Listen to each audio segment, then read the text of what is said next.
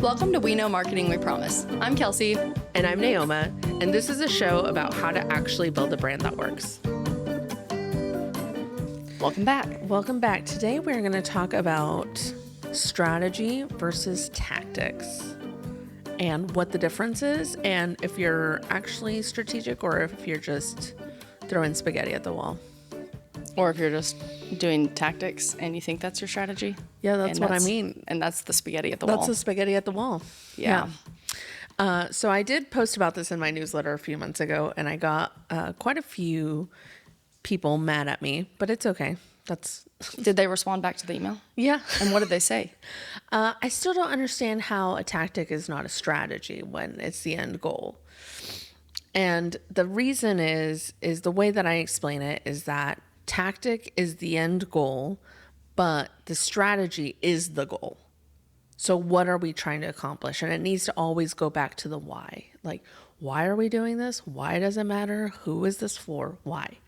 And then you create the tactics that go out and align back to that strategy. Yeah.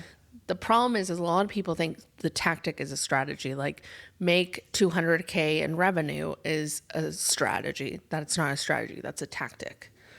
The strategy probably is be able to take vacation 3 times a year. So I need to have a certain amount of revenue for that. So if that's the why, Deeper why. let's pull back the tactics to get to that why. So you have strategy, tactic, goal. Can you give some definition to these words? Yeah, strategy is the goal and the vision. Strategy is the goal and the vision. Yeah. So what is the vision that I'm casting for my business, for my brand, for whatever? That is the vision. So that is all the strategy that needs to line up. There's so much jargon with these words. Okay. It's just, I feel bad for people that I know are not in our world every day, because it's like, okay, you say vision, you say mission statement, you say, ICP, value proposition. Yeah. All these like jargon words, goals, tactics. Blah. Yeah. How do we? Strategy is the vision for your business. What do you want to do? Why are we doing it? That is the strategy. Then what's the vision? You set that vision. It's different for everybody. Okay. Am I saying things different? Do I need to break it down again? I think, can you explain strategy without using any of the jargon? Strategy is the vision that you set. But vision is a jargon word.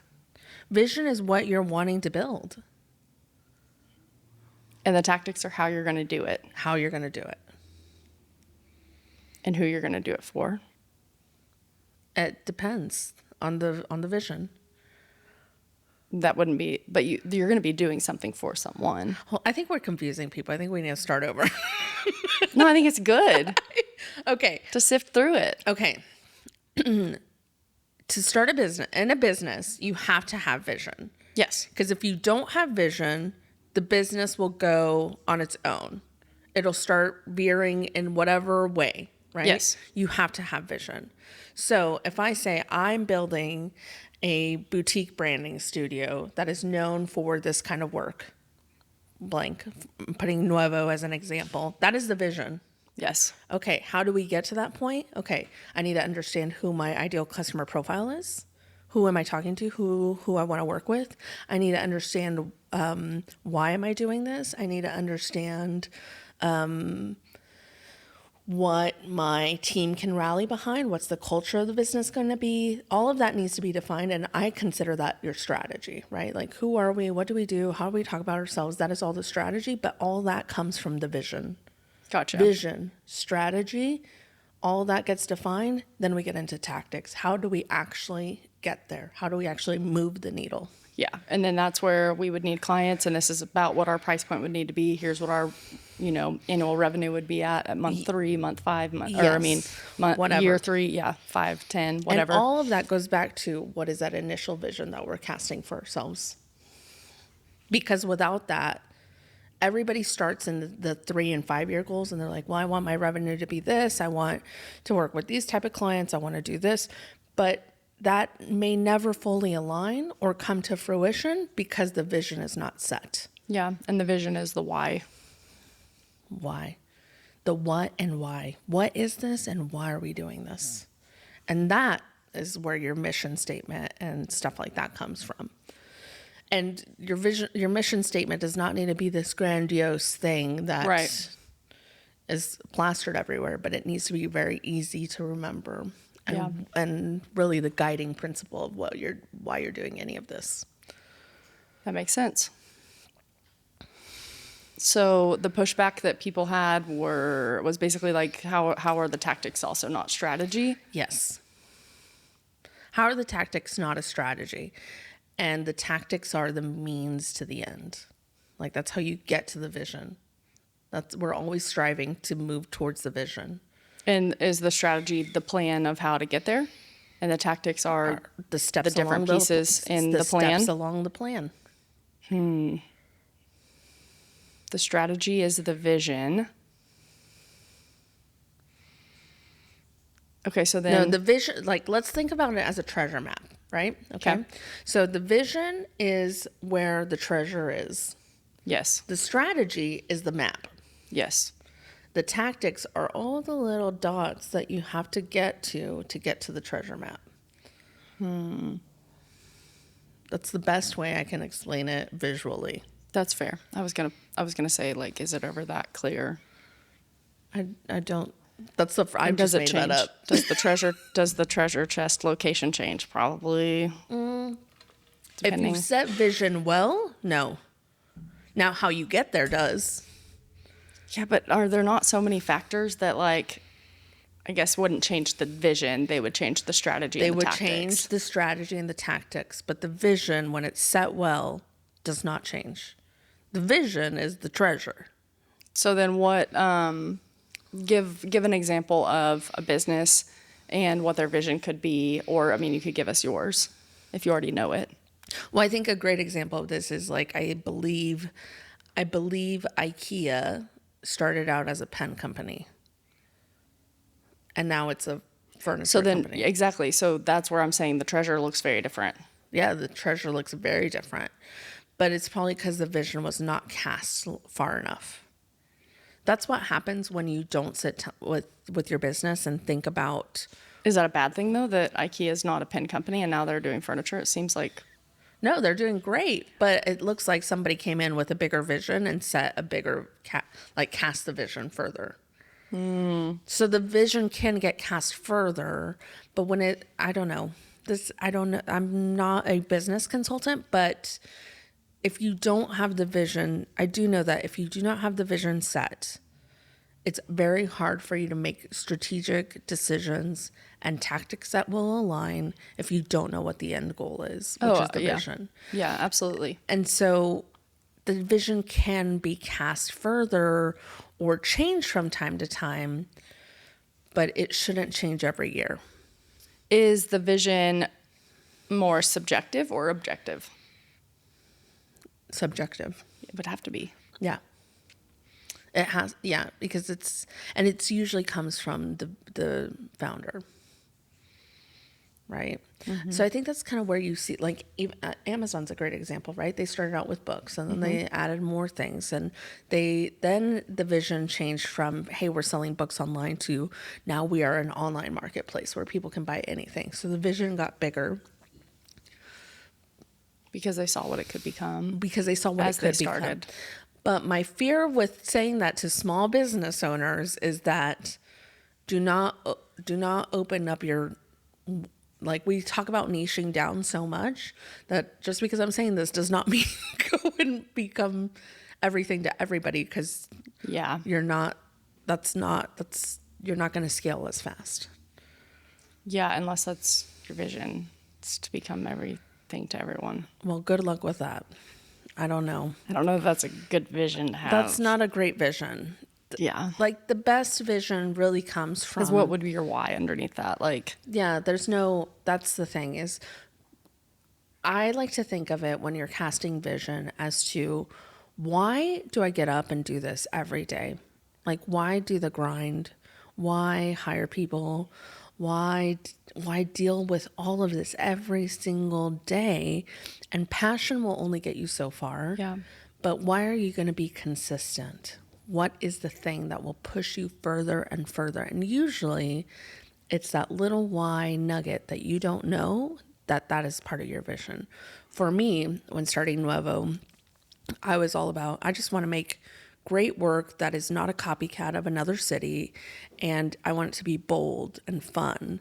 That's how it started. Now, as I've gotten further into the business, I'm like, okay, I see that vision. It's a little short-sighted. What I think the vision really should be is that there is so much bad design work out there and so much culture that is getting washed away through design that the thing that I fight against is that culture washing. So we are bold, strategic, boutique design firm that is all about paying homage to culture. That's the vision for Nuevo. That's where we're going. So everything that lines up after that needs to line up to that vision. So that defines who I work with. That defines what projects we take on. That defines where we should be priced. That defines all sorts of, like, where I should be at conferences. Should I be at conferences? That defines a lot of things automatically by saying this is the vision. How interesting. Yeah, I don't know that I would have been able to. I think the culture piece is probably the piece that I missed the most this year, because everything else that you said makes sense, but Yeah. the culture piece, I think, is where Yeah. I probably couldn't have said that, but I could have probably said everything else that you just said. Like, Yeah. I feel like I've understood your vision pretty well, being as close to you as I have this year, but maybe the culture piece was the one thing that I wasn't. As aware of, which Right. is normal. You can see that more if you become a client. That's where you can see it more. And that's also only I am a client. if it's if it aligns. Like, I'm not gonna shove culture on a client that is like, don't do this. Like, that doesn't make sense for us to have this story piece to it or whatever. But I mean, you can kind of see it when I work with Courtney. I'm all about how can we pay homage to this. This is way bigger than just you and your brother and your husband right now. This is 3 generations of a family business, and how do we pay homage to that in a very well-intentioned way that doesn't feel forced? Yeah, I think that is, I mean, if that's in your vision, which it is, that's also what you're gifted at. And so I don't think that it would be ever shoving it down someone's throat. I think you would challenge the normal way of thinking about something because you would want to pay homage to those things. So I'm even thinking of me being a client and how that would have been such a gift for me to sit down with you and have you speak into, like, the culture and what, my past and where I'm going, and, the stuff with my dad, and then also with my daughter and running a business. Like, that would have been a gift to me, but I didn't necessarily experience that side of your vision as when we're doing the welcome box, which is so interesting. I'm literally externally processing this right now. Yeah, okay. Because I think that you might have in your mind that it's like I'm shoving it down someone's throat if I'm going to pull that in when it might not be necessary. But I think that's one of your unique giftings in what you're doing. I think the reason for that, though, is that we broke the process, and not intentionally. It was just learning that we broke our process, and by breaking our process is where you lost some of that intentionality that we put in our work. And I mean, I saw this when we were in New York, right? You move so I wish I could move as fast as you sometimes, but I can't. Like, my brain needs time to simmer and to ruminate and to just take things in for me to be able to think that strategically, or not strategically, but that intentional of, like, how can we weave in that magic piece in a very authentic way that takes so much time for me to kind of ruminate. And I know that we've kind of gone back and forth with your welcome box, right?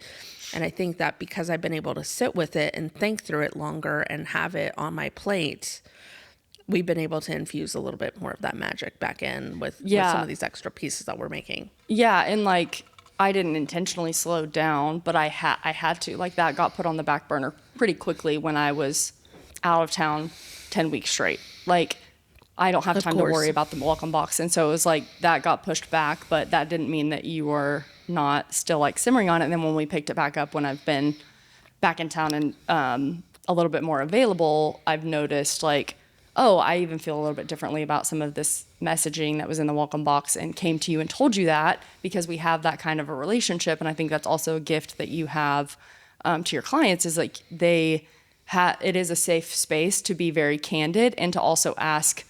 It's like, I know this is in the final stages, but it's sat for like, 60 days or whatever because I haven't been able to get to any of the approvals. And now I feel like some of these things are trendy. Do you mind if we change them?